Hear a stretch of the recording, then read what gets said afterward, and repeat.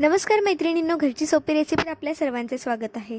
आज आपण एक अशी रेसिपी बनवणार आहोत की जी बनवल्यानंतर आपल्या स्वयंपाकघरात तर सुगंध पसरणारच, पण शेजारीसुद्धा विचारतील की आज काय बनवलेलं आहे। तर चला मैत्रिणींनो, व्हिडिओला लगेच सुरुवात करूया, कारण आजची रेसिपी अगदी भन्नाट होणार आहे। तर सर्वात आधी बघा, मी या ठिकाणी पाऊण कप बेसन पीठ घेतलेलं आहे। त्यानंतर या ठिकाणी आपण पाऊण कप तांदळाचं पीठ घालून घेतलेलं आहे। त्यात आपण धना पावडर घातलेला आहे, जिरा पावडर, लाल तिखट घालून घ्यायचं, हळद घालून घ्यायची आहे आणि त्यासोबत या ठिकाणी मी 1 पॅकेट मॅगी मसाला घातलेला आहे। सोबत चवीनुसार मीठ घालून घ्यायचं आहे। आता याला आपण जरा बाजूला ठेवून घेऊयात, लगेच पुढची प्रोसेस घेऊयात। या ठिकाणी बघा, मी कोथिंबीर आणि मेथी दोघांच्या काड्या घेतलेल्या आहेत आणि त्यांना बारीक करून त्यात जरा पाणी घालून मिक्सरमधून बारीक त्यांची पेस्ट करून घेतलेली आहे। आता मी यांना पिळून घेणार आहे आणि त्यांचा जो काही रस निघेल त्याचं आपण काय करणार आहे ते मी तुम्हाला पुढे सांगेलच। अगदी छान आपण त्यांना आता पिळून घेणार आहोत अशा प्रकारे।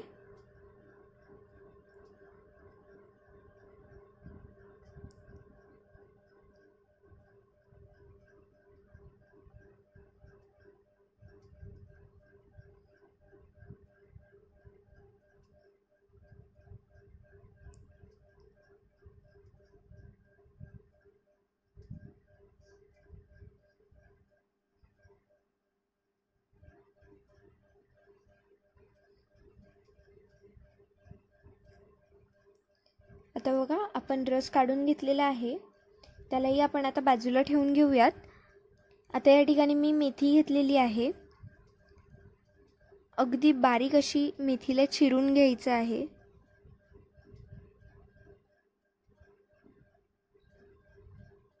बघा, अशा प्रकारे चिरायचं आहे।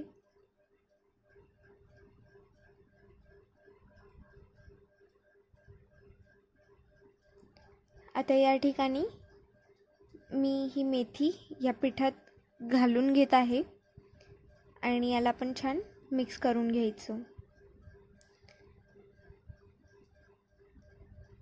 यामध्ये आता आपण काड्यांचा जो रस काढला होता तो घालून घेणार आहोत।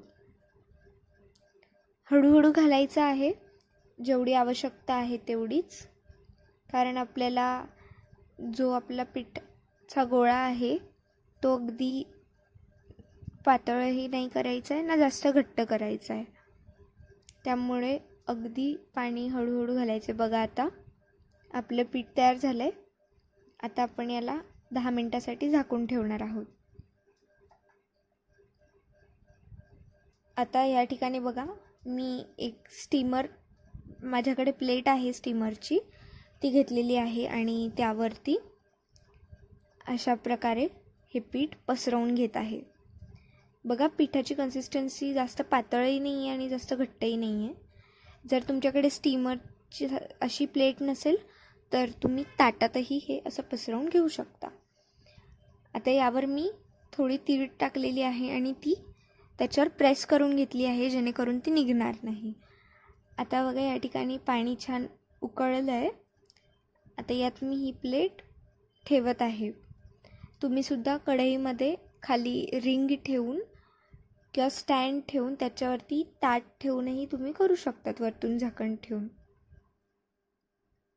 आता बघा, साधारणतः 15 ते 20 मिनिटात हे छान तयार झालं आहे। आता आपण याला काढून घ्यायचं आहे। बघा, किती छान असं हे तयार झाली आपली।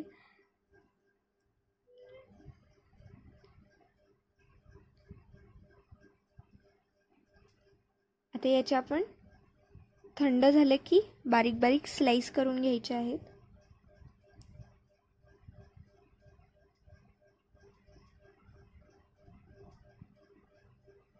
छान चौकोनी असे स्लाइस करून घ्यायचे आहेत.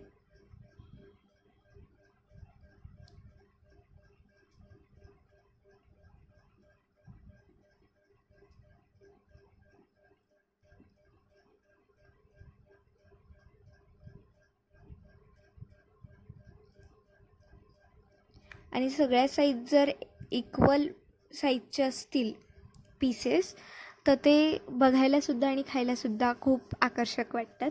आता या ठिकाणी बघा मी कढईत तेल गरम करायला ठेवलेलं आणि आता मस्त आपण ह्या वड्या त्यात तळून घेणार आहोत.